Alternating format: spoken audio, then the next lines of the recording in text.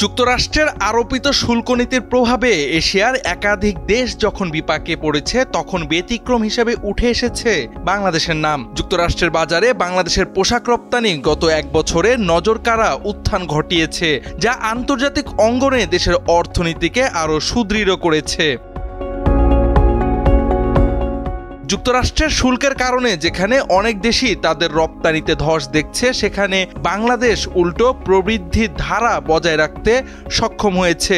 Fibre two ফ্যাশনের প্রতিবেদনে বলা হয়, 2025 সালের জুন মাস পর্যন্ত হিসাব অনুযায়ী বাংলাদেশের টেক্সটাইল ও অ্যাপারেল রপ্তানি যুক্তরাষ্ট্রে বেড়েছে 44.6%। একই সময়ে বাংলাদেশের অন্যতম প্রতিদ্বন্দ্বী ভিয়েতনাম রপ্তানি করেছে 26.2%। অন্যদিকে ভারত ও চীন যুক্তরাষ্ট্রের বাজারে পিছিয়ে পড়েছে। বিশেষত ট্রাম্পের 50% শুল্ক আরোপে হুমকিতে পড়েছে ভারতের পোশাক খাত। চলতি বছরের জুনে ভারতের রপ্তানি প্রবৃদ্ধি ছিল মাত্র 3.3%, যেখানে বছরের শুরুতে দেশটির তুলনামূলক শক্তিশালী অবস্থানে ছিল। চীনের অবস্থা আরও নাজুক। গত 3 মাস ধরে চীন থেকে যুক্তরাষ্ট্রে রপ্তানি কমছে এবং সর্বশেষ হিসেবে দেখা গেছে জুনে তাদের রপ্তানি কমেছে 41%।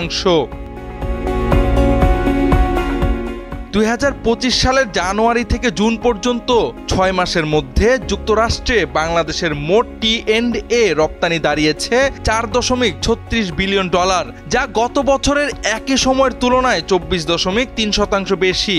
এই সময় ভিয়েতনামের রপ্তানি হয়েছে $8.54 বিলিয়ন, প্রবৃদ্ধি 18.5%। ভারতের রপ্তানি 11.8% বেড়ে দাঁড়িয়েছে $5.36 বিলিয়ন, আর চীনের রপ্তানি 16.2% কমে দাঁড়িয়েছে $9.34 বিলিয়ন। এই পরিসংখ্যানগুলো স্পষ্টভাবে ইঙ্গিত দেয়, বৈশ্বিক প্রতিযোগিতার মধ্যেও বাংলাদেশ যুক্তরাষ্ট্রের বাজারে নিজের অবস্থান আরও মজবুত করছে। এটি কেবল দেশের পোশাক শিল্পের সক্ষমতা ও টেকসই কাঠামোর প্রতিফলন নয়, বরং বৈশ্বিক অর্থনীতিতে বাংলাদেশের ভবিষ্যৎ সম্ভাবনারও ইঙ্গিত। জাওয়াদ আহমদ, সময়ের আলো।